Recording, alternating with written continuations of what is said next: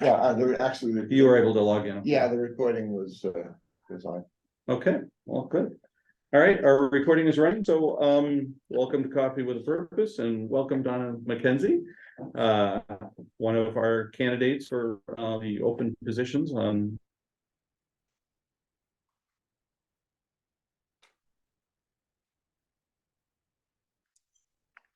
committee, and are hoping to rejoin the board. So we'll follow our usual convention. Donna, let me pose it to you. As you know, we often start with people doing a brief introduction of ours. That sounds great. Okay, so let's go around the room and do that. We can start in the room here. So you know me, I just moderate sessions, longtime resident of Natick, put 4 kids through the school system, love the public schools, want to help them any way we can. Kathy? Yeah, hi, I'm Yeah. Kathleen Donovan, 33-year resident of Natick. I'm on the library board of trustees. I was a librarian by profession, so I'm very interested in education issues. Hi, Bill Ramage. I have 2 grandchildren in the Natick Public School. They are quite active young ladies. So I'm always interested in what's going on in the schools. I'm also active as a trail steward at Beacon Cove, work with Pat Conaway on Keep Natick Beautiful. My newest venture is the Community Preservation Committee. I'm on that new committee, so. That's great. And I think you know me, I'm Martin Kessel. Donna and I are poll worker mates, warden and clerk in precinct 2 for most elections in Natick. Great, thank you. Elaine? Elaine, relatively new to Natick, involved with disability rights for over 40 years. Looking forward to this conversation. Thanks, Elaine. Gail and Carolyn? Good morning, Carolyn Williams. I realize I've been a resident of Natick for 46 years, 3 different houses. Let's see, what are we doing? Just introducing yourself, letting Donna know. Like, who what you do I do? I'm part of the, very active in the Natick Art Association, also through justice work, especially LGBTQ justice work through the Congregational Church. And Gail and I are stewards of the Coolidge Trail.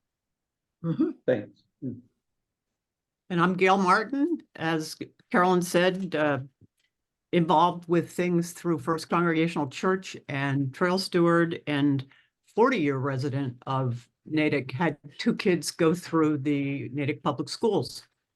Oh, Thank forgot you. about that part. Thanks. Paul? Good morning. Good morning. I'm Paul Carew. I'm the Veteran Services Director in Natick, involved with a few committees in town. I do know Donna. She helped me with a square dedication for Gordon Channel downtown Natick. She was instrumental in getting that done. And I thank her for that. Thanks, Paul. Tom?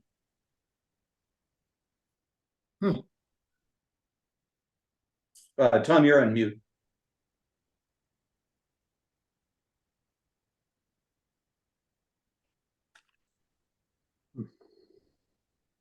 Can you find it?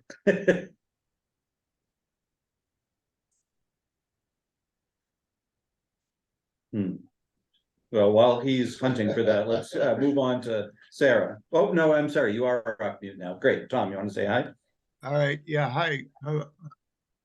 I'm Tom, and longtime Natick resident, over 30-something years, and a town meeting member, and anxious to hear what Donna's got to say. Thank you. Great. Thanks. Sarah? Got to come off mute as well. Hi, I'm Sarah Hanna. Obviously Doug's wife, although we're in different places today. 4 kids through the schools, as he said, and I'm a retired hydrogeologist, interested in hazardous waste work, which is what I did. But today we're here to talk about school, and looking forward to hearing what you have to say. Great. Chris? Hi, I'm Chris Gentry. Been here in Natick for a little over 20 years. had two children go through Natick Public Schools. So very interested to hear what Donna has to say today. Thanks. Thanks, Chris. Cindy? Morning, Donna. Thank you for coming. Cindy Bates. I live right in Natick Center. I moved here in 2019. I am a trail steward and help pick up at Coolidge Field. And I started off my career, well, in between, tried teaching, not my thing, but I'm very interested in education. It's so important. Thank you. Thanks, Cindy. Carol? Gotta come off mute, Carol. Morning. There you go. Yeah, Carol Berkowitz, and I've lived in Natick over 50 years. And my kids went to the Natick Public Schools, and I was a special ed teacher in Framingham for 30 years. Right now, I'm a town meeting member, and I'm a steward of Lake Cochituate. Thanks, Carol. Sally? Good morning. It's good to see everybody, and I really appreciate this forum. I sure appreciate you, Donna, coming and speaking with us also. I think the education in Natick is vital. I've only been here about 7 years, but I'm enmeshed and ingrained in what's going on. And of course, Keep Natick Beautiful is my lodestar because of Pat, but all of you who help with Keep Natick Beautiful really do keep Natick beautiful. So thank you. I'm looking forward to this morning. Thank you. Thanks. Rick? Mark. Hi, Donna. Let's see, Eco Natick, KNB, town meeting, and little known, never discussed fact of the past that I rarely ever think about as I began my graduate education, getting a master's in education, and never studied schools in that odd year. The program was sort of in betwixt and between then in the 70s because there weren't any teaching spots available largely. So my thoughts about being a teacher kind of went out the window there, and I kind of went in another direction. And much easier work managing a trade association than teaching kids in school or being a school administrator, I would say, from my view of being school administrators and town school committee people at this point. I think I admire all of them. Thanks, Rick. Deborah? Hi, I'm Deborah Mitchell, Natick for Black Lives Matter, former medical parent in Newton, and a graduate of Tufts University in child studies. I have a child who graduated from Natick High School and then went on to UMass Amherst, and now has a master's from UCLA in public health. She lives in LA. Thanks. Thanks, Deborah. Pat? Pat, yeah. Conaway. That's you mean? Yeah, I'm like Pat Conaway. Been here 50 years plus in Natick, and keep Natick beautiful. Great. Thanks, Pat. Ricky? Ricky Ball, 63 years in Natick. Unfortunately, right now I'm an expat. I live in Canton. Yeah, but I most of you know my background. But the one thing you may not know is that originally when I left my course in women in government and politics, and they encouraged me to run for office. And in talking to my friends locally, I was going to run for the school committee because I had 3 kids, and I was very, and still am concerned with the quality of the schools and how they service our children and how they create the society. And I was convinced that there were a lot more people who were interested in running for school committee than there were in running for the Board of Selectmen. So I decided, okay, I'll run for selectman. And there are good people running like you, Donna. And I really am grateful for all those great people, or like you and Shai and a lot of other good people who've made our schools the quality places they are. So that's about Thanks, it. Ricky. You're welcome. Shannon. Is Shannon there? She might be away from the computer. How about Catherine? Select board, town meeting member, former ZBA member, 20-year resident. And I spent about a little over 20 plus years in higher ed academic administration, very interested in our school board and working with our school board, especially on budget issues. Thanks. Thanks, Catherine. Brinley? Good morning. 20 plus year resident of Natick. I was on the Pay As You Throw task force. I'm a second term town meeting member. I was on the recycling committee for many, many, many years, well over 10 years. 2 kids in the school system still. And as most of you know, school committee is my passion. Thank you for being here today, Donna.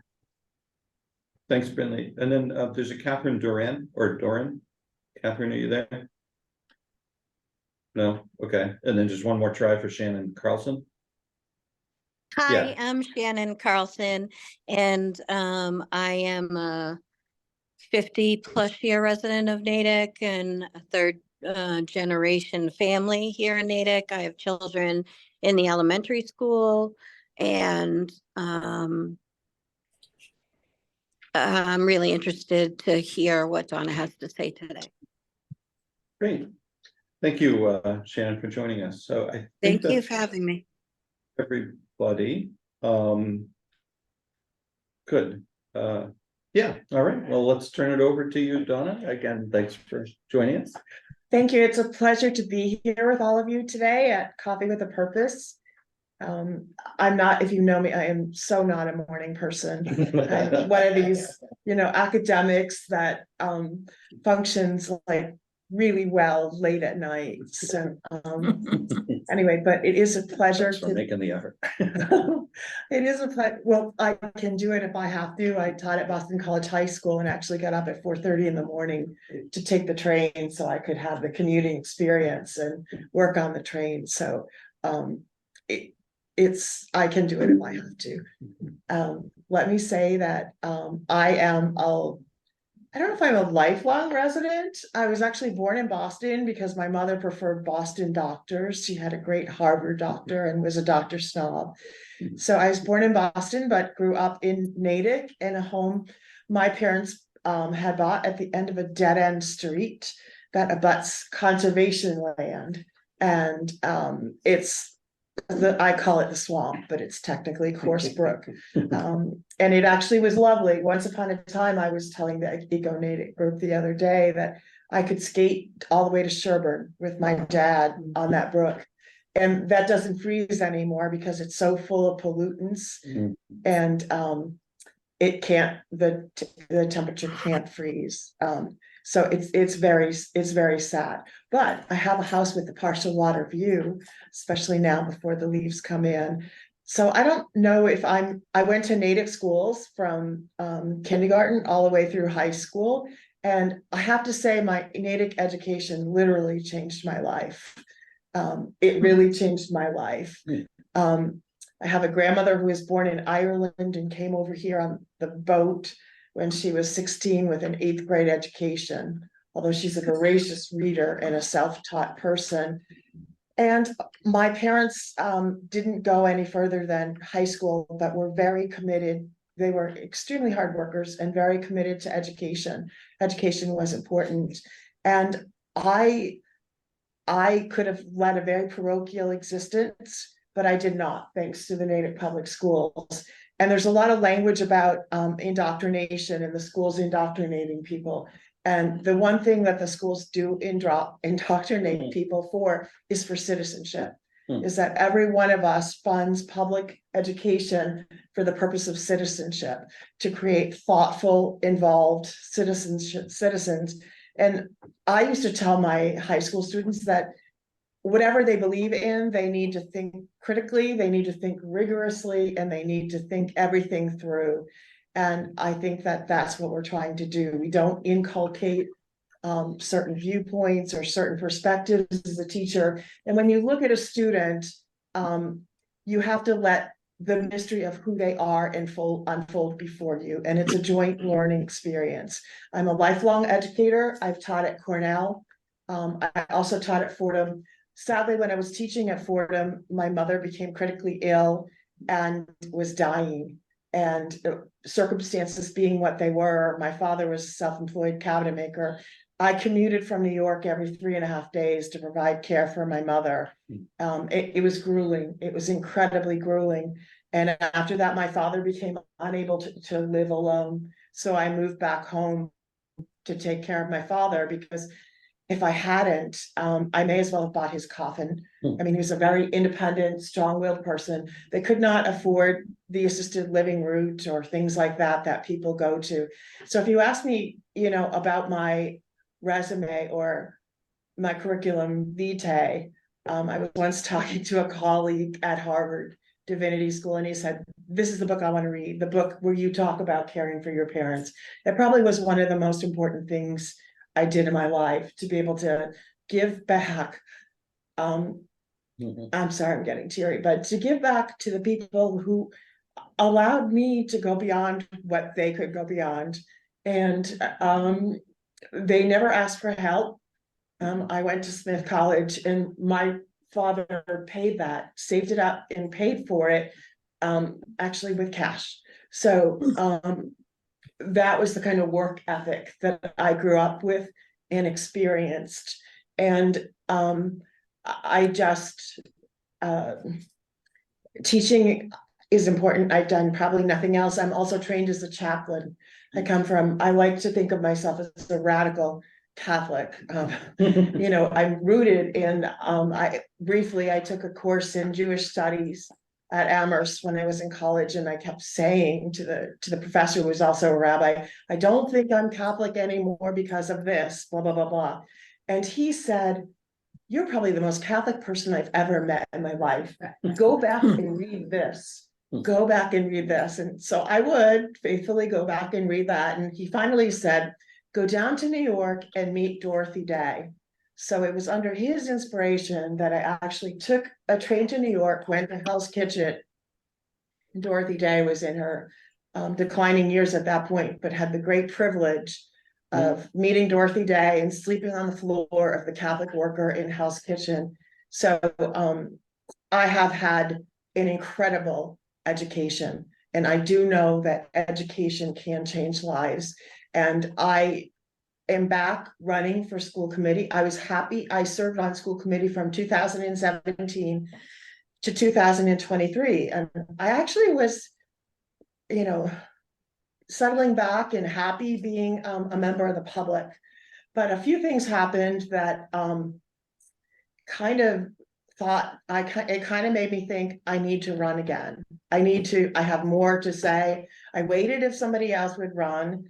And Shai and I in the past had actually tried to find a person of color to serve on the school committee, and we couldn't. I mean, I asked several people, and it was really hard, and we couldn't, because there is no person of color on the school committee. And I think that kind of diversity is important representation. So I felt like I had failed on that. And there had been a few votes on the school committee where it was, well, let's wait another year to decide that. And then finally, they may have voted at that particular meeting because they were maybe forced into it or shamed into it. Even with the Pride Progress flag, there was hesitation on flying that, and it's being flown under which is a very narrow form, and it's the school committee itself can decide what is its priority. Holliston Select Board voted to use one of its flagpoles for government speech. And they will use different flags and allow them to be flown on that. But there was hesitation, and people wanted to like wait a week, even though it was government speak, and it really was not the decision of the public to make. So I was a little bit like confused by that and disheartened by that. And finally, it was Bella Wong, who had served on the statewide superintendent committee on LGBTQ issues, who just spoke up and said, this is so, it makes whatever we can do to help our students belong is important. Whatever we can do, because that's an important part of achieving in school, the feeling that you matter, the feeling that you belong, the feeling that you're important. And so I think they realized they had to make a vote then and there. On the METCO decision, there was hesitancy to expand METCO into the elementary school grades. Okay. And for the record, Natick was one of the last 2 districts not to have METCO in go in elementary school grades. But we were one of the first to pilot the program. We piloted the program beginning in 1967. I think we agreed to it. The first METCO students might have come in 1969. And why is that important? Because we have a population of 2% Black people in Natick. And it's also important for our white kids, because our white kids are cheated, I think, if they don't have an education in a diverse community, in a diverse environment. So that's why it's important that it adds to the possibility of affinity groups for our students. And now, of course, METCO is not just Black students who participate in it, but it's a good program. It's an important program. So there was hesitation on that. And then more recently, I just feel frustrated. I chaired the policy subcommittee for the school committee for 2 years, and we invited many of the religious leaders, the stakeholders in the community in, and discussed a religious holidays policy. And I thought that we had come to an agreement, and it wasn't easy. I mean, we did go back and forth on Good Friday, and on one of the more recent school committee meetings, 2 members suggested that we have school on Good Friday. Now, they said, oh, kids can go to school, and then when school's out, they can come to Good Friday. So the pastor of the Catholic community came in and very gently explained the significance of Good Friday as being part of the Triduum and a moment of meditation. Ironically, it was the 2 Jewish members of the community who supported that. They said, well, this is not our holiday. We don't know the significance of this, but this seems important. And frankly, I don't think we've ever had school on Good Friday in this district. I don't think we have. And is it the be all and end all? No, but it should be part of a thoughtful decision.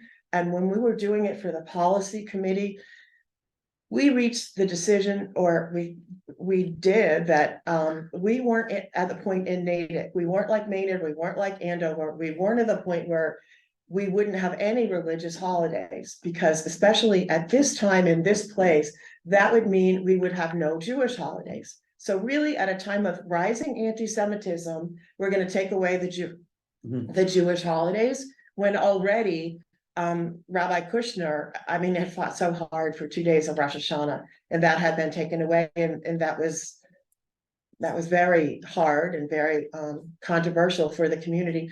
Plus, we had worked hard, and my committee, we had added Diwali and Eid al-Fitr to the school calendar for the first time ever. So we had broadened the religious holidays beyond the original, Christian conception to kind of break out of that. And so really, we were going to examine the holidays after the first year of like having Diwali and Eid. What are we saying? To the community. Swati Jav from the Hindu community had worked for 3 years tirelessly for us to add Diwali. So I felt frustrated. I felt like, couldn't we at least wait a couple of years? We have other issues that are so important. Couldn't we wait a couple of years before we re-examined this? And now they have formed a task force, and they're doing a community input or whatever. And frankly, I think it's not the best use of school committee time.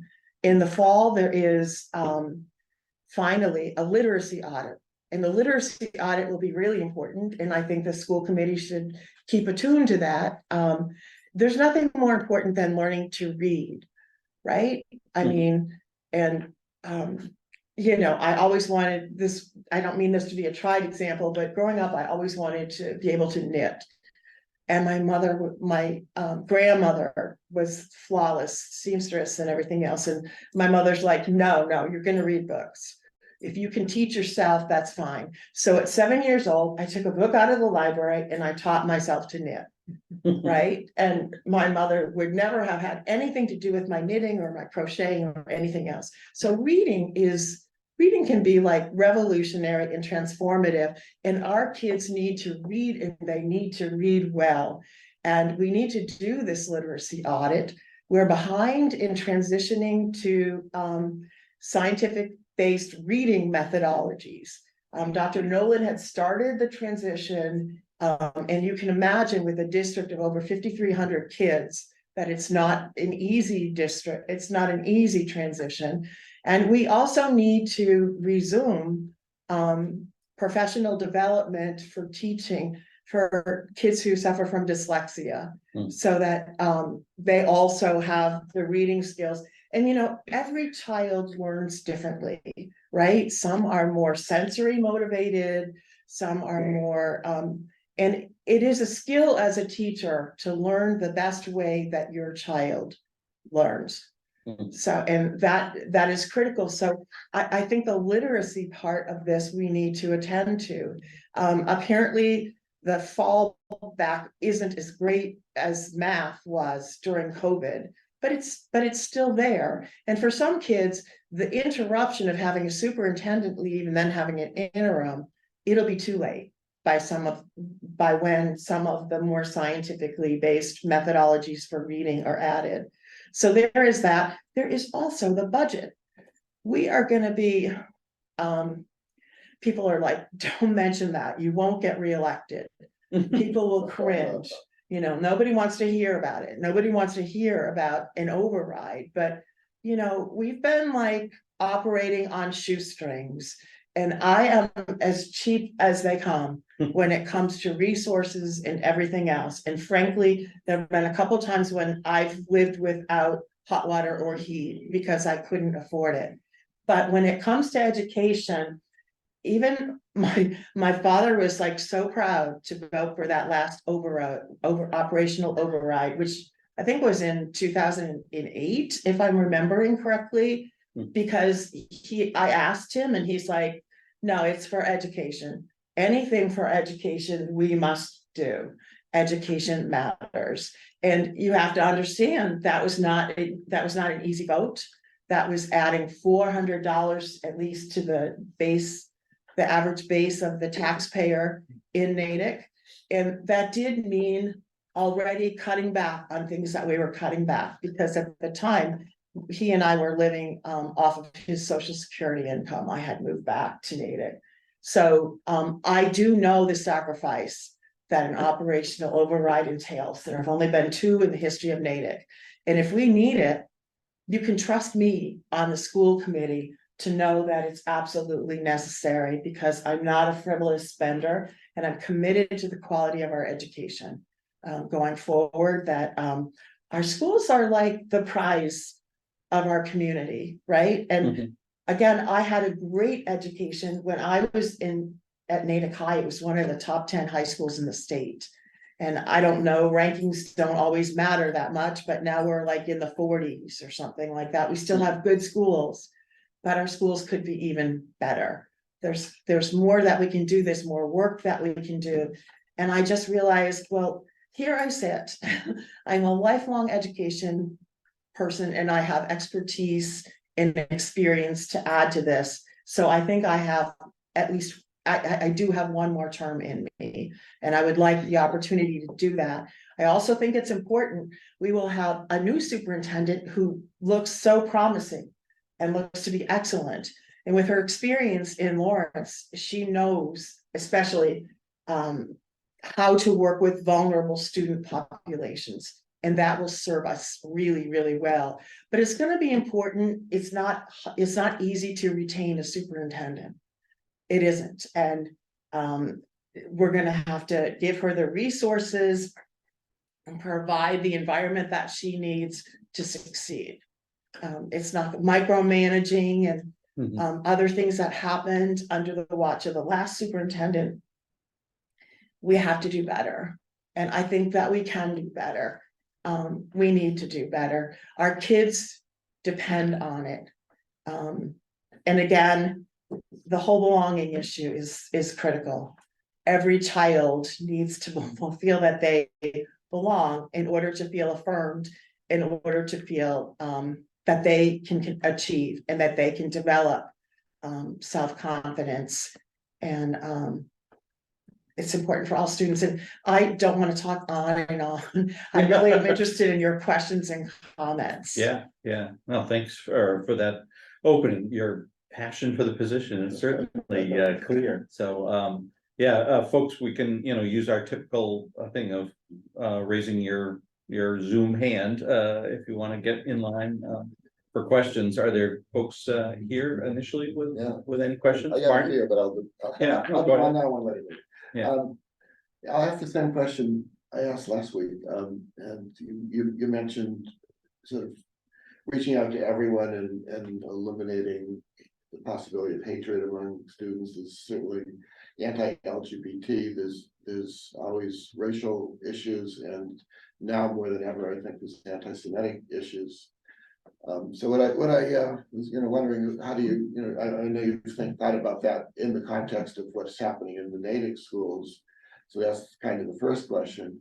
And the second question is, how do you prepare people to get into college where the anti-Semitism is really rampant from what I've heard, and particularly if anybody supporting Israel could take their life into their hands, and how do you prepare people to get into that situation?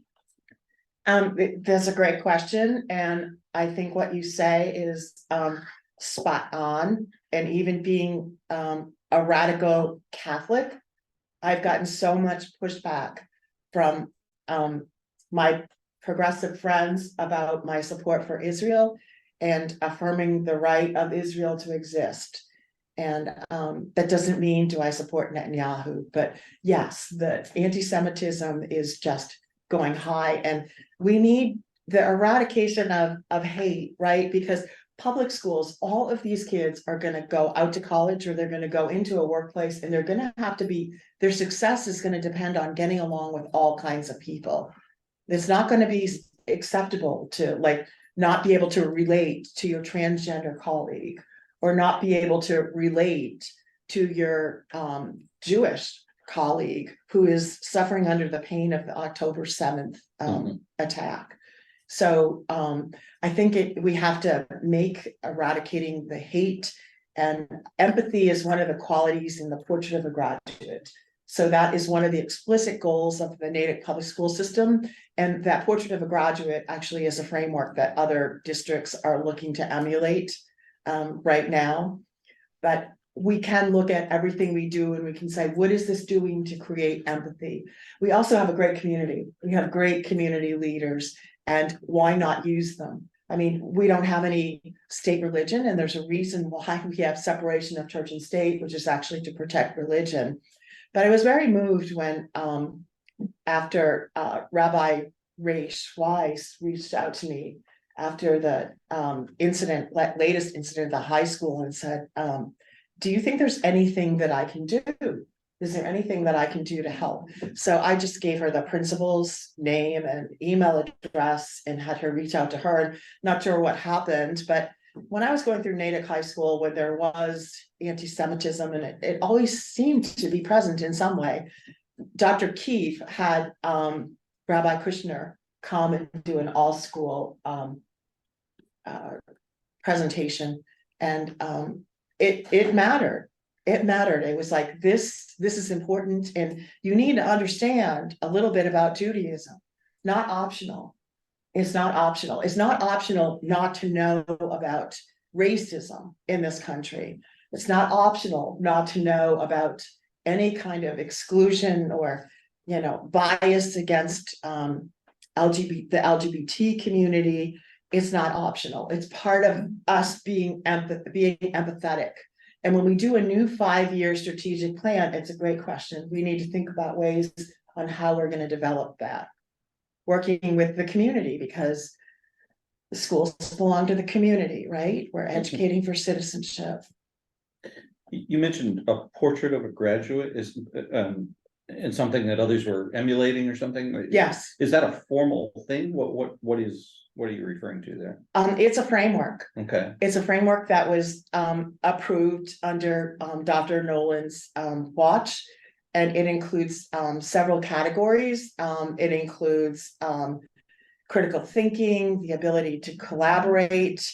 It includes, I'm happy to post it or send it to you later. There's a graphic, and that if you could share it with everybody, Yeah, that perhaps might be helpful. And I apologize. I'm my Wi-Fi at home is just terrible at this point. So it's the library a lot of times, but I do have it and I will share it with you. Sure. Yeah, that's fine. I have a question for Donna. Yeah, go ahead, Deborah. Hi, Donna, my friend. How are you? I'm hanging in there. Okay, well, lighten up a little today. It's morning and we're kind of a fun crowd around here. Thanks for the corned beef and cabbage. You're doing a great job. Just so you know, I think I would be a great candidate for school committee, because not that I'm running right now, but not even for a school committee candidate, but also just to let you know that I have experience in the Natick public school system, because my daughter graduated from there. Also with Medco, because my daughter was a graduate of Medco, and also with Native for Black Lives Matter, because I'm the founder of Native Black Lives Matter. So I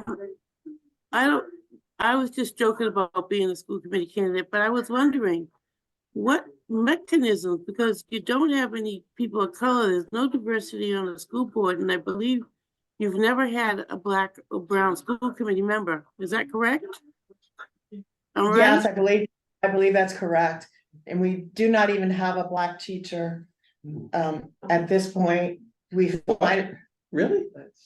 We have some administrators. I mean, the director of the MECL program, the DEI director.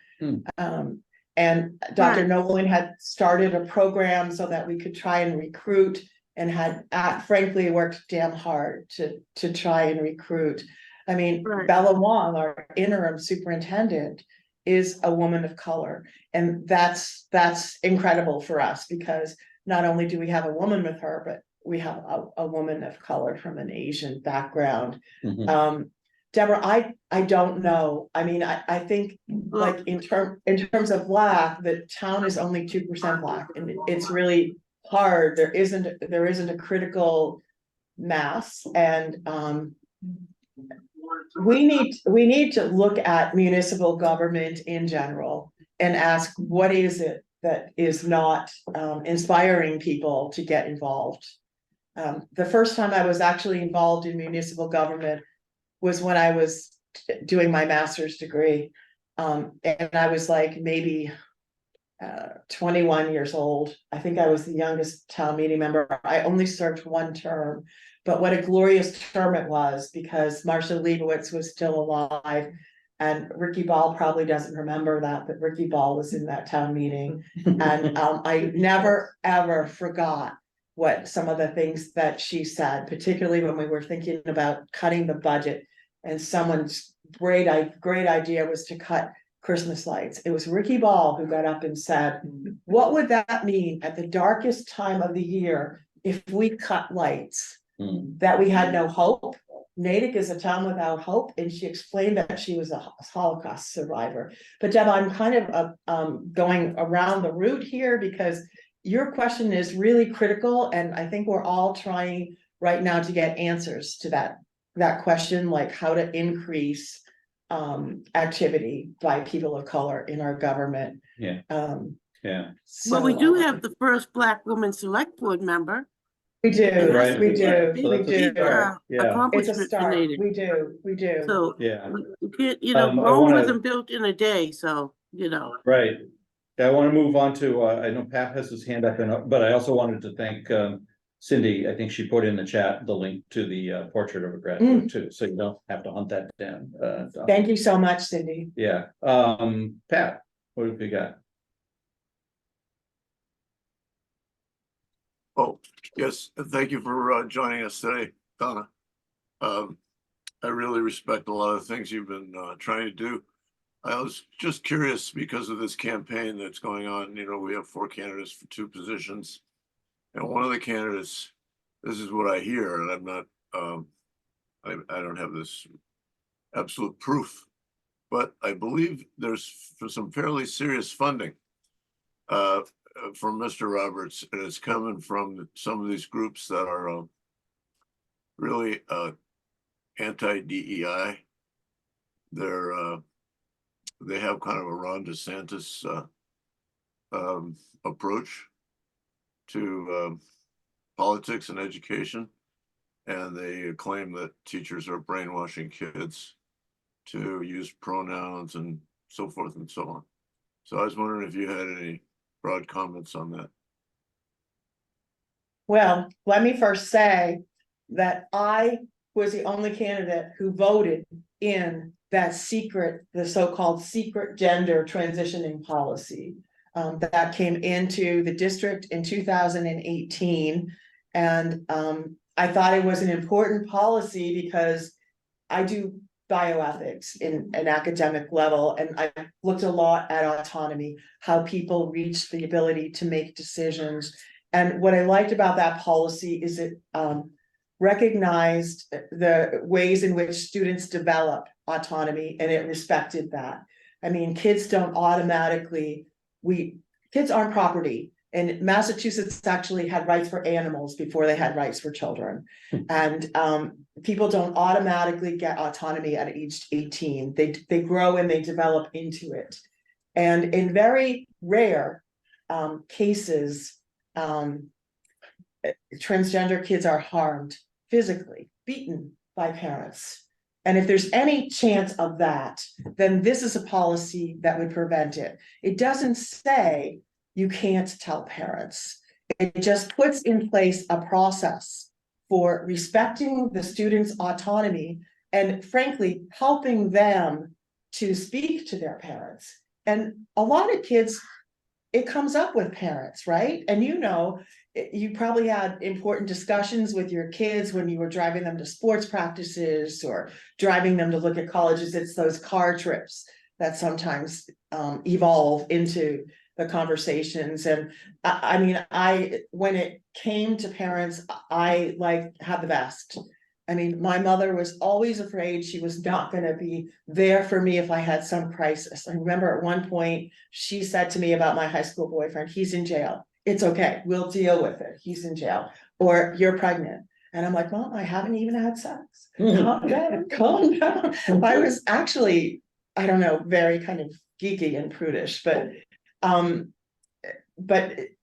parents, the first focus, I think, is for parents to develop healthy relationships with their kids so their kids can talk to them about anything. And all of us come from these religious traditions. And in Judaism, for example, Judaism starts in the family. The family is the root of religious faith. And in my radical Catholic perspective, the family is often called the first church because that's where people learn about love, they learn about caring. And we need to help that happen with parents. So this is not this policy that I voted on is not secret. It's not anti-family, it's not anti-parent. It's really to protect the safety and the well-being of kids. So there's a lot of misunderstanding. The policy also has not been challenged. It's been in force for almost 6 years. And so now it's becoming like, you know, all of a sudden problematic. There's no case withstanding of somebody saying that their family has been harmed by this policy. There isn't. And I know we have outstanding teachers. We do. We have outstanding teachers who respect caregivers, families, And again, the goal is to bring people together. And I don't see this as a secrecy policy. And again, kids develop autonomy at different ages. Kids have voices. You need to listen to kids' voices. I had a student at Cornell, and I never knew he was missing a leg because he was a varsity soccer player. He one day told me the story that he had broken his leg on a growth plate. And if you know if that happens, it doesn't grow. And both of his parents were prominent physicians. They would not let him get his leg amputated. So he had 15 or 16 surgeries. And finally, when he was 16 years old, he got another doctor and he got people to prevail on his parents to allow him to have his leg amputated. Now that child had autonomy. That child knew what that child wanted for that child's self, and that child fought for it. So we have to respect all of the ways in which that develops in kids. And I really felt strongly that our so-called secret transitioning policy did exactly that. Do you happen to know, is the Natick policy in widespread use in other communities? Or it kind of goes back to a little bit about what Pat was talking about this thought that there's national funding somehow behind parental rights. And I'm just wondering, like, how has Natick been singled out, or why is this battle happening here? Is it happening everywhere? I think it is happening everywhere. I think it's happening in a lot of places. And I thought long and hard about, I've been accused of being Bernie Sanders in the Hillary Clinton race. I'm thinking, oh my God, I'm like not Bernie Sanders. I thought long and hard. I'm a person of deep conscience. And I did think long and hard about running this race. And I would not, if I thought seriously that I would split the vote, I wouldn't have done it. I don't think that's going to happen. I have hope that's not going to happen. I consulted with several people, including my good friend Ann Eisenmenger of the Bob Eisenmenger Rail Trail, who worked at the Boston Globe for decades and is familiar with the demographics. And she said, well, consider this. There just is no accurate polling available for municipal elections. It's not like a state election. It's not like a national election. You don't have the same kind of tools. There's no predicting in some sense of what will happen. But people have told me the whole town is going to hate me if this guy gets elected. The whole town is going to hate me. Last night, I had people telling me that they've had people come to them and tell them to take down my signs, and I just, again, I would not have run if I thought I was going to do something heinous to the town, if I was going to split the vote. And Ann Eisenmenger said to me, you cannot predict. It's unlikely that you would split the vote. And the question you have to live with in the end, and here she's counseling me and I'm the chaplain, is what if you do, as some people are urging you to do, and this candidate wins anyway?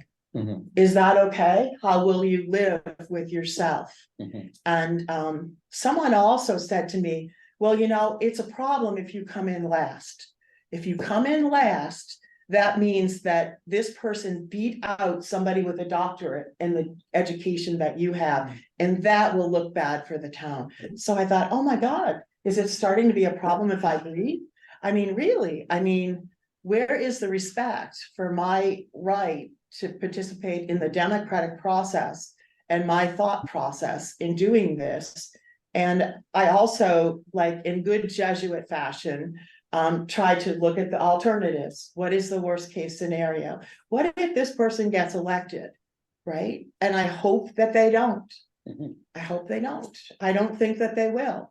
But they're one person of 7. And that's one voice. And yes, there is concern about the national connections, but I haven't found, I looked hard, I have not found proof for the out of state and state funding being used in this local election. Again, this person's views are heinous. I don't support that. The view that there are 2 sexes and we need to respect the perspective of white cis kids, that they're being trampled on. I don't think so. Whether we think that their views are heinous on that particular issue. I mean, I think maybe there is widespread agreement on that among this community, but there's certainly a gazillion other things that the school committee concerns themselves with. And I guess one take on this is not a question to you. This is me pontificating that if this person were to get enough votes to get elected, presumably it is because there's that many people that feel that that voice needs to be heard. You know, and as you say, they're one of 7. It doesn't mean that the committee is immediately going to cave to enact all of the things that person might want to enact. What it might do is create an opportunity for that voice to be heard in conversations, but that's just me. Catherine, you've got your hand up. Well, a quick- let me. This group is not going away. Right. It doesn't matter what happens in this election. This group is not going to go away. Right. And they are being emboldened by the politics on the national scene. Especially when you have a presidential candidate with 91 allegations of felonies, who now in the polls is jumping ahead. And this morning on NPR, they were talking about, you know, does the Democratic candidate have a way through? It is so divisive. So all of this is being emboldened on the national level. Yeah, you were right. Catherine and then Pat again. Catherine, you want to come off mute? Yep.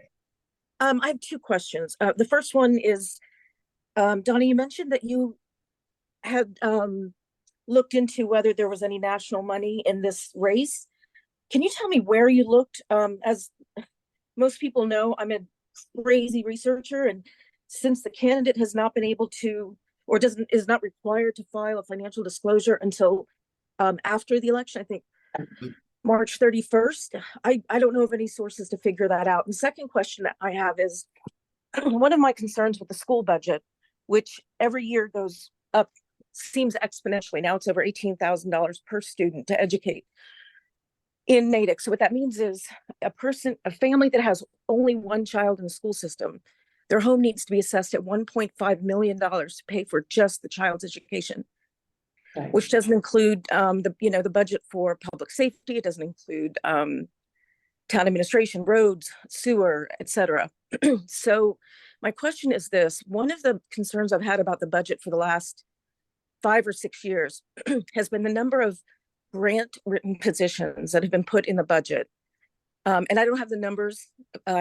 It's on my list of things to look into, but these positions have become permanent, and those people are put on our put in the budget and also on our pension list. So, and I'm not talking about positions that were funded for COVID for like remedial reading and stuff. That's not what I'm talking. I'm talking about orchestral, an orchestral conductor for the younger grades and things like that. So my question to you is, if you were elected to the school committee, how would you make changes to gear down, if you will, the budget so that we focus the budget on education? And what would you do with these positions that are grant funded that end? So we have maybe a 3-year position for, I'm making up something, but like a volleyball coach. How do you answer those kinds of questions about the budget? Thanks. Thank you. Those are both really good questions.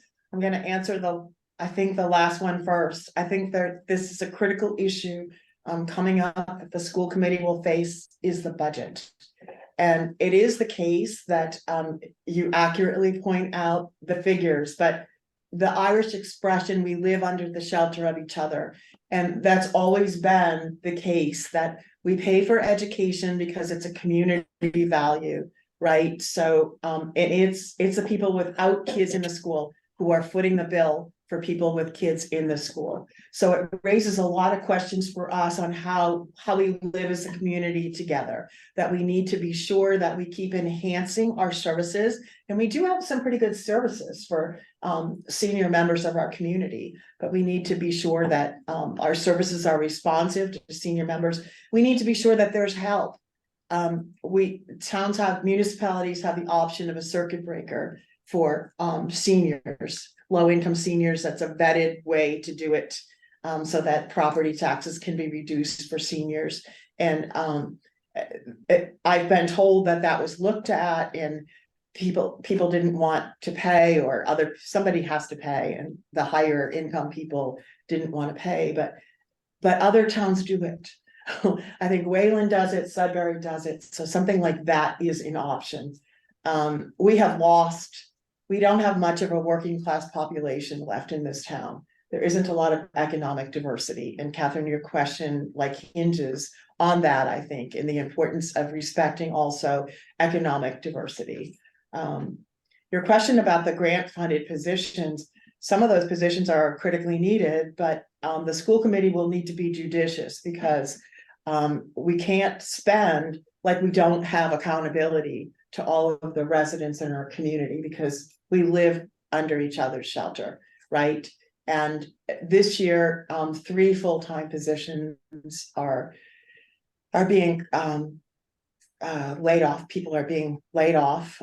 Every school district is dealing with this. I mean, Brookline had an amazing program for languages for kids from K up to middle school, and they're gonna probably wipe out the whole program because they don't have the funding. So there is gonna be not a lot of room for fringe things in a lot of school districts, but it's gonna take some really hard thought. Natick has always been a district that has put people before people first. And I kind of cringe even when I hear anybody's being laid off, because it's the people that are our greatest capital. And when you look at the school budget, that's the income is for people. So I would hope that it's gonna take, Catherine, a lot of creative, hard, smart thinking. Are there ways that we can honor our employees, retain our employees? I've done negotiations a couple of times. Our remuneration is it's better, it's getting better, but it's not the highest. So we need to do well with that too. It's going to take a lot of smart strategic thinking. And my hope is that we can do things in a way that are not going to hurt our teachers, our people, our team. Is it going to be possible? I hope, but I don't know. Does that get at some of what you were asking, Catherine? Yes, it does. Right. Can you quickly refresh your first question? I think it was where did you look to try to see if there was evidence of national funding? Okay, thank you for that. And you're absolutely right. We won't be able to tell definitively until we look at the financial reporting that comes out at the end of the campaign. But from what I have been able to tell, it's Natick people who have contributed, with the exception of a couple of people from Sherburne. But you know, I don't know. There's a saying, and again, about how we have to be wise as serpents and innocent as doves. And I've always been kind of taken with that. And my eyes are open. And I think we do. I think that the coalition building is gonna happen. But it happens on both sides, right? The sanctuary movement, I mean, that's a national movement, and both sides are engaged in that. I mean, it's savvy politics. So I think the other open question about funding isn't just on the campaign, but this letter now that's been written to the school committee and copied on all kinds of other officials. Nobody seems to be fessing up to who is the client for that letter and who was paid for those rather dubious attorneys. But I actually laughed when I read that letter, that 15-page letter, because it makes unsubstantiated claims. It says it's on behalf of some Natick taxpayers. It doesn't identify the Natick taxpayers. The people from, I asked them, I mean, I'm not afraid to talk to people and just ask questions, right? I asked them, I asked Patty Sciarra, you know, where did this come from? What do you know about this? Don't know anything about it. Just got it like you got it. So Patty is actually on listed as an organizer of parental rights Natick, so you She, think. Yeah. she and Pamela are her. So you think she would be, So, no relationship? I know Pat's been patient with his hand up, but also, Cindy is pointing out that actually some of the folks on the chat don't know what we're talking about now with this letter. Donna. Oh, thank you. Could you just give like a Yes. snapshot summary of what this is? Shai Fuchsman received a letter as chair of the school committee that was about 15 pages from a law firm in Minneapolis, Minnesota. About our secret transitioning policy was the concern, and that it was usurping parents' rights, and no child should be allowed to transition without their parents' rights. And it cites all kinds of casework, and what seems to be the meat of it is it contains about 5 public record requests asking the district to I give the number of children in the district who are transgender, give the number of children in the district who are asking to use different pronouns. There's a specific list. And I just thought, well, what about FERPA? I mean, even though this is like numbers and things like that, that's privileged information. So it's just they're out of realm, and they didn't even ask that in a formal way. It was after, a very weighty, ridiculous letter. And then they also at the bottom of it suggest a rewording for our secret gender transitioning policy that would be acceptable to them. And they asked that the school committee give a response to this before the next school committee meeting. Which is impossible according to public meeting law. Yes. Right. Yes, it was bullying and intimidating, and it's a law firm connected to the Federalist Society. I don't know if you all know what the Federalist Society is. It's a very conservative consortium of judges. And it's also a law firm that tried to sue Mike Pence for his role in trying to stop the insurrection. It's incredibly. To Cindy's question in the chat, all of the town meeting members were also copied on this letter, as well as a number of other town officials, which is Police, why fire. lots of folks know about it. And honestly, my own personal opinion is that was just part of the strategy to generate phenomenal amounts of churn about this and get everybody all in a lather. Absolutely, it's to create hysteria, and Yeah. I mean, that's part of it, and yeah. it says on it that it's confidential and blah, blah, blah. It is not confidential. Yeah. It is not confidential. And I was contacted by a reporter for the Nation. If you've heard the Nation, it's a very thoughtful, progressive literary magazine. Yeah. And their plan kind of backfired because they kind of talked about me on their website and said that I had criticized them in the context of my post on anti-Semitism. So the reporter reached out to me, and I just thought, well, okay, I'll talk to the Nation. I mean, people were worried about the Globe, but the Nation, it's a very thoughtful publication. We had a wonderful conversation. At the end of it, I said, well, here are a few people. I can give you the names of a few people that can also round out what you're trying to do, what you're trying to accomplish. So I did give them Katie Joyce's name, who has not endorsed me for this race. And I did give them names of a few people with their permission. I contacted them first and got their permission so that they would have a full story on what they wanted to do. So people need to be educated and informed about this and what's going on. Yeah. So there are numerous hands up and we will get to them. And then for the letter, I don't want to send it to our group, but if there's anybody on the call that doesn't have it that wants to see it, just reach out to me and I'll get you a copy of it. But Pat, I believe you're next. Thank you. I just wanted to share this quick story. My granddaughter is a freshman at Boston College, and she writes articles about Newton, and that's her beat, Newton. She just recently wrote an article about this teacher in Newton, a Black gay man who taught in Newton 4th grade for 37 years. He's now retired. But one thing he did was he would take his kids down to the polling station every time there was an election.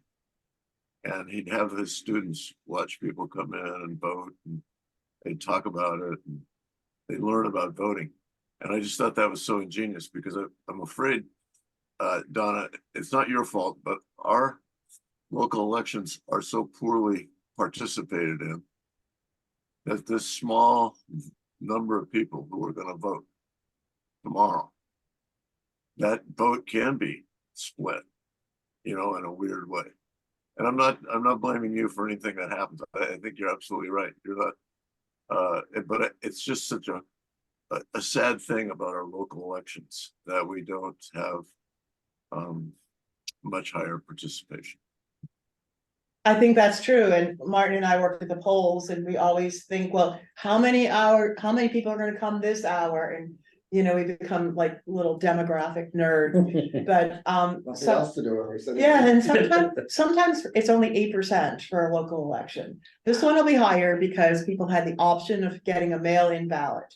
So 5,000 mail-in ballots have been sent to homes. So that already ups the percentage if they're returned. Right. I mean, who knows if people are going to return them, right? The percentage voting in the presidential primary was 33%. And it brought out a lot of people some people who had been deleted from the voter list because they had not voted for quite a while. And that's typical. Your story is poignant. I have very fond memories of my father taking me to vote because that was an important thing to do. Somebody on the school committee, a couple people on the school committee, questioned why we had the presidential election as a day off from school. And I was like, whoa, I mean, that's like our secular holiday, right? And we have it off because the police and the fire department have both said that they could not guarantee the safety of our children if elections were held, because elections are held in schools. And I don't know how we hold elections if we don't use some of those school buildings. So thank you, Pat, for that story. Yeah, thanks. Rick, I believe you're next up. Yeah, just a couple of quick comments, and maybe Donna, somebody will comment on this. I don't want to, spend a lot of time on this letter, but on a different topic, in terms of the budget, I can see in the 6 years that I've lived in Natick and the end of Natick that I live down on South Main, opposite West Street, the number of large, expensive homes that have been built here and sold is, $100 million plus. I haven't added it all up, but it's phenomenal, on farms. It's still going on. Trask is doing a lot of the building, for better or worse. Anyway, so be it. But my comment is that Natick is getting much more affluent. All of these homes are selling between $1 and $3 million, and the prices have gone up every year on these things as they're being built. People are if this kind of population is looking at private school, where I did a fair amount of coaching and have some knowledge, I ran into a situation today which is worth thinking about. And I've observed this in other private schools right in the area, in Wellesley and Dedham and so forth, Needham, St. Sebastian's. They're all putting their money into athletics. And this sometimes comes at the expense of academics in these schools. And one example of this I learned from Bob Finney at SciTech was that all that he had built up in the sciences at Dexter, where he taught in Brookline, has basically been undone because a new head came in. The board wanted, somebody who was focused on fundraising and building out more athletics to become. They already had 2 hockey rinks. They're known as a hockey school. They wanted to increase that reputation. So the choices that people my point is that an override is going to be a blink, and over for a fair number of people in Natick. And I'm not sure if I am right about this, or if anybody else, if there's any data on this. Maybe Kathy knows this. I don't think passing an override is going to be as difficult as it was in other times, in terms of, maybe these people are not town meeting members. They're probably not. But somehow we need to figure out where the money will come from for this, because I think it's here in the town. And I'm not sure that those voices are going to be in town meeting. So that's just a thought to put out on the table if anyone has a comment. The other thought really quickly was, my reaction to the letter was it was boilerplate, and that local parents' rights groups were asked to send in the dates of local elections. And the firm in Minneapolis just adjusted this letter, tweaked it, put in, the name of your town and a couple of other things, and found it, got the email addresses and sent it out for political reasons. And also, I think it's also a fishing expedition. I think they're hoping, to get replies that allow them to do something. That would be my guess. They won't get many, I don't think. But Steve Owen's reply is certainly a good one. If anybody hasn't read that one, who got it? I'll leave it at that. Thank you. Thanks, Rick. Donna, do you have any thoughts about it? Thank you very much. And I think your comment is spot on about the change in the income level of the town. And actually, my parents bought their house for $10,000, and they would have bought the one across the street, but it was $12,000 and they couldn't afford it. And I can still remember the day they burned a mortgage, which was a 20-year mortgage, not a 30-year mortgage like kids are doing today. In fact, people in their 60s are refinancing to take out 30-year mortgages. And I thought, oh my God, that's hope, isn't it? But yeah, we have a whole different conception of that. In my neighborhood, there are several tear downs, and they've actually gone for $1.5 million up. And they don't even have the land. They're not like me, corner lot on a swamp. So they're not even as desirable. So I don't know how tough an operational override, because it's a permanent change to the tax base is. We've only done 2 in the history of the town. I don't know. I mean, we've done debt exclusions that have failed. The Wilson School failed the first time. So it will take a lot of generosity on the parts of the community, and it will take reaching out to those who are suffering even from moderate income to help them. And the sports is huge too, because it's a recruiting factor for colleges, and there are a lot of scholarships available for athletics. So a lot of kids are also involved in sports for the hope of a nice college scholarship. And yes, we traditionally have been an athletic town. I don't think, from what I've observed, that we have compromised our academics for athletics. I hope that doesn't happen. We need to keep watch. Yeah. Thanks. Cindy, you've got your hand up. Yeah, so I put a little note about my downstairs neighbor who's a pretty amazing guy. He's essentially an invalid, and he can't really get out much. And he sent me an email over the weekend asking what I recommended. And so I ask you who you're supporting besides yourself for school committee. Oh, that's an interesting question. That's an interesting question. Well, decline the answer if you want to. Yeah, you certainly may. I campaigned for Shai Fuchsman the last time that he ran. I hold him in high regard. And when I was on the school committee, in fact, the school committee and some person just kind of said, oh, well, the worst case scenario, this Jim Roberts gets on, the school committee's got a common enemy and maybe it'll function better. It still has some functioning issues. But when I was on the school committee, I encouraged him, and he didn't have time. But then circumstances became such, we really did need a chair, and he graciously offered to step up, and he was every bit and more of the leader that I hoped he would be. So without any reservation at all, I would support Shai Fuchsman. Great, thanks for that. Shannon, you've got your hand up. You just need to come off mute. Hi, I have a question about I have a special needs child, and I'm also a Johnson parent, so all of our schools being transferred, to Brown mostly, but a little bit to Memorial as well. And I'm wondering, two questions really, like, how are you gonna, I guess it would be I don't know if it'll be a fight, but like, how are you gonna make sure that our kids aren't in classrooms over 25 children in a classroom? Because it seems as though those schools right now, I know my son with the special needs goes to Brown, and there's 24 kids in the class, and that's without any additional children coming over yet. I'm concerned about that, but I'm also really concerned about there not being an accessible playground. And Brown's playground is due to be done over. And I was hoping you could tell me where you stand on that. There's not an accessible playground in town.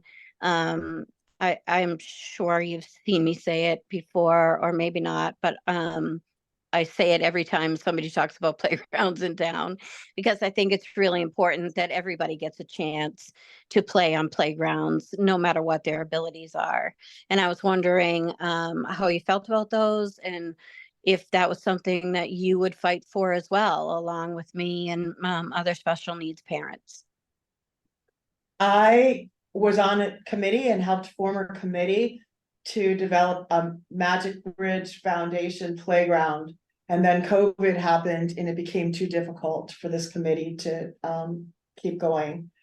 That's my dream. I don't know if you've ever heard of the Magic Bridge Foundation in California. And it's an amazing foundation. And the genius of that is it not only includes special needs children, but it also includes seniors. Like, really, like, who doesn't love a good swing under like a nice shady tree, right? To think or whatever. And that's the genius of this. And it takes into account all the different ways that children exist and learn and are being in the world. And you're right, we do not have a fully accessible playground in Natick. And I would love for us to have a fully accessible playground. And our discussions, we had started talking with Park and Rec and looking at specific sites where this could take place.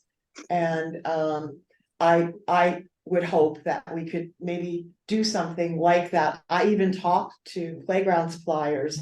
Framingham has one playground that's fully accessible. And yes, so it's a high priority for me. I think play is important. Play is where you take a break and you recharge and you think and you whatever. All of us need to play. We need to walk in the woods. And I mean, yes, that's really important to me. Class sizes, especially in the elementary grades, are important. And I don't know that we would allow a class to, I think 24 is our kind of benchmark. And in the past, we've had money reserved to hire additional teacher or teachers if that point went above that. They've been asked, I don't know, hopefully the money is in the budget for next year for that to happen. I think it is an issue if we get class sizes 25 and above. So let me just say, both of those points are really important, and thank you for your question. Thank you. Thanks, Shannon, and thanks, Donna. Tom, I know you'd had your hand up and down a few different times, and now it's up, so Yeah, you have the floor.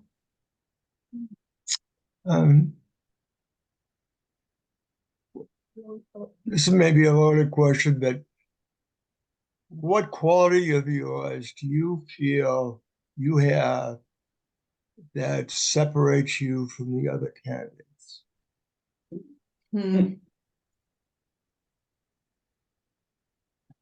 That's an interesting question. Just off the top of my head, I think I have strong ideas, I have strong goals, but I also live in a gray world. And I try not to demonize anyone. And I think I'm able to talk to people across a broad swath of populations.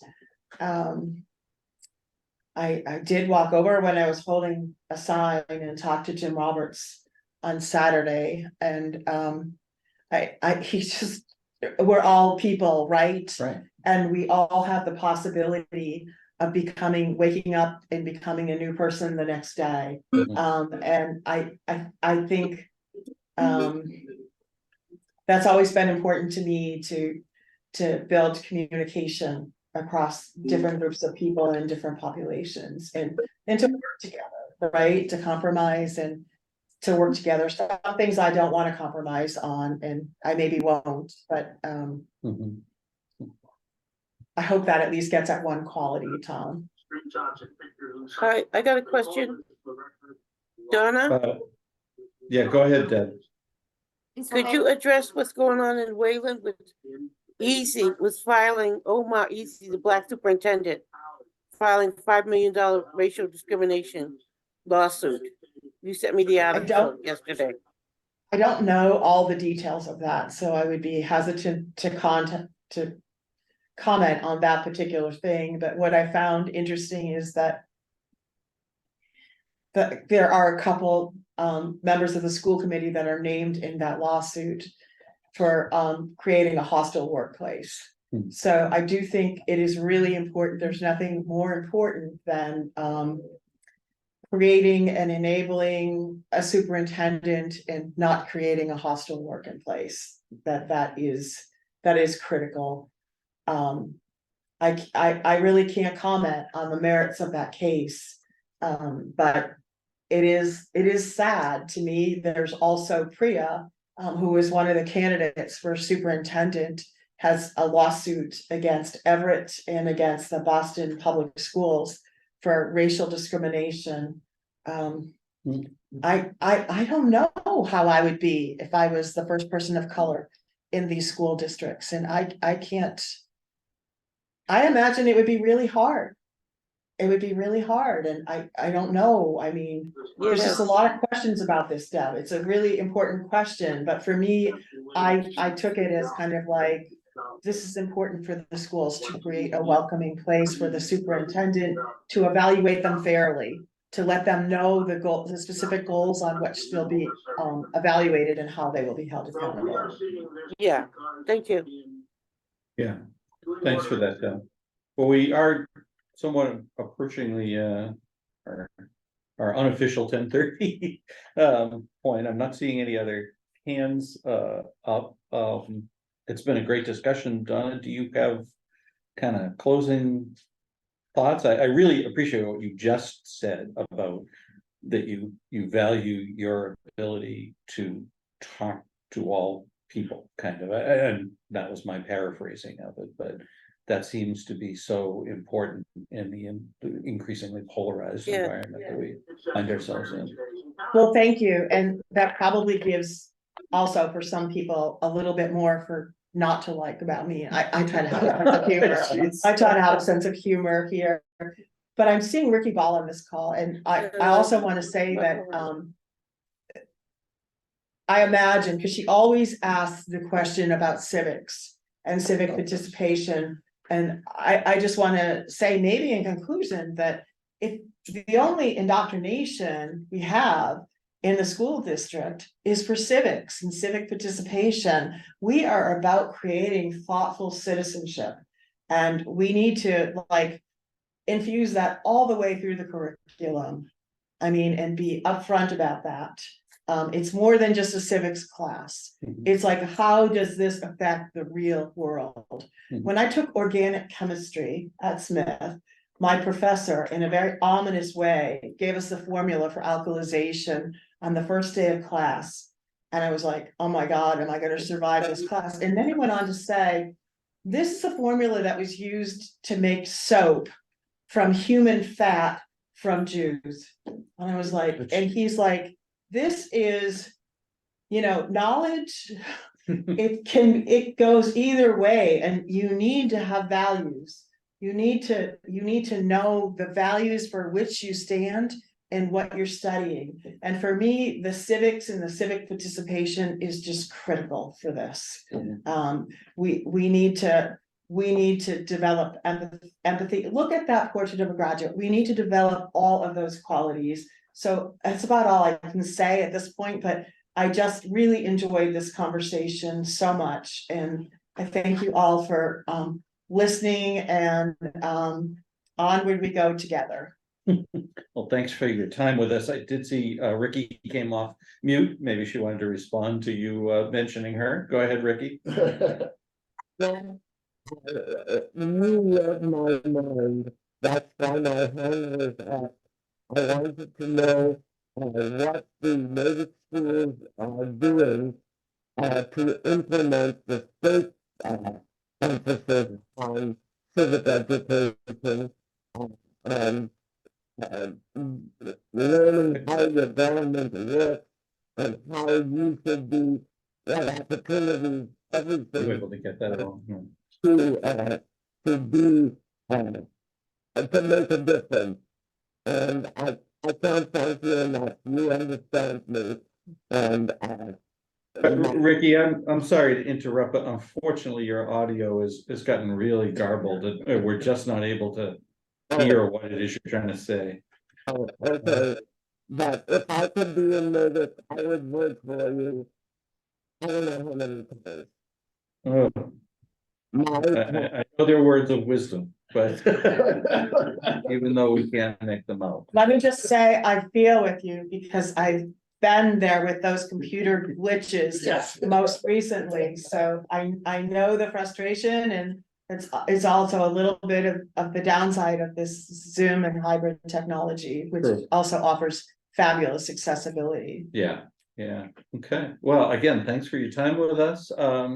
We could probably turn the recording off, I suppose, although actually you pointed out in our separate conversation that we turned the recording off before I had mentioned who the next speaker was. And so I had the recording, unfortunately, did not, from last week's, did not say, and Donna will be here. Next week, we'll have Linda Walshberger, is that how her name is pronounced? The unopposed candidate for select board, but certainly interested in hearing from her. And then we'll move after that to hearing from Jillian about the stretch or enhanced, whatever the right term is for the building code that we have a warrant article about. And then depending on whether we have volunteers, we will or will not have a session on the 8th. We will not have a session on the 15th, that's Marathon Monday. But then we'll resume on the 22nd. So again, thanks everyone for joining us this morning. Have a good day and week. And thank you so much for having me.